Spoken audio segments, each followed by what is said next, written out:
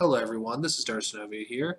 This is my review on the second to last book of Jedi Quest, which is the 10th book in the series, The False Peace.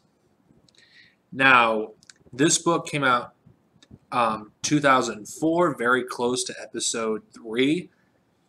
And, of course, as far as I know, correct me if I'm wrong, is also the first chronological appearance of Palpatine's Royal Guard that you see in Return of the Jedi. This also is, as far as I know, correct me on this, the first Star Wars media that actually established Anakin and Palpatine having, a kind of like a father and son like relationship. Of course, we all know Palpatine's manipulating Anakin in this, in this book. But at the time this was published, Episode 2 already came out, so Jade Watson had more freedom to actually incorporate that stuff in there. So in a way, this book does tie into episode 3, honestly. While people back then were reading the Clone Wars Multimedia Project, Jade Watson, wrote the Jedi Quest series. And considering the fact that the expanded universe was nearly completely open at this point, some certain things that they couldn't talk about, they could. Of course, Palpatine's not portrayed as a villain like he is in stuff that has been released after this book. Now, what is about this book and why am I talking about it? Because, I've been talking about this series for over a month now. If you're watching this, once or twice a week. Well, this book, things, are getting tense between, the Jedi. This is one of the few books where, at least in this part of the prequel era, it's not really touched on much, where there's an anti-Jedi sentiment. And we don't really see that much, in any, material. We do see it, in the Fate of the Jedi series, but we don't see it here really that much. This also, of course, along with the last book, does mention the growing separatist movement that is coming about, which this is essentially close to episode 2. This is like about a year to a year and a half before episode 2.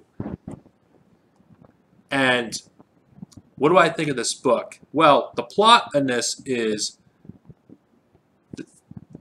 if you read the last book or watched my last review, Obi-Wan, Anakin, along with Ciri and Ferris Orden, are trying to track down Goto Omega and Zumel Abor and bring him to justice. But when they go to try to apprehend them, things go south.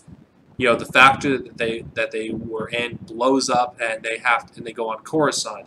Now, it's revealed later that the intention was to assassinate Emperor Palpatine, or was it? Because if you read in between the lines of Palpatine when he's being challenged, he doesn't seem fazed by it, which it's plausible that Palpatine and Goto Omega actually, were working together, though, of course, under his Sith alias Darth Sidious, of course. They don't really, they do talk about an unknown Sith. Is it Dooku or is it Sidious? I'm leaning more towards Sidious than Count Dooku at this point. But I do think that Jade Watson does do a great job to foreshadow, Anakin's relationship with Palpatine, and how Palpatine will be one of the people that Anakin, goes to in episode 3 because he doesn't feel like he can trust the Jedi. This book, I think, does a great job of, establishing Anakin and Palpatine's father and son-like relationship. I wonder if Jade Watson talked to George Lucas, at least when she was writing this book, on what Anakin and Palpatine's relationship is like. I don't know. There's got to be. I would like to know what happened behind the scenes in this book, because George Lucas had to have some involvement in here. And like the rest of the series, it's really good. I give this a classic rating.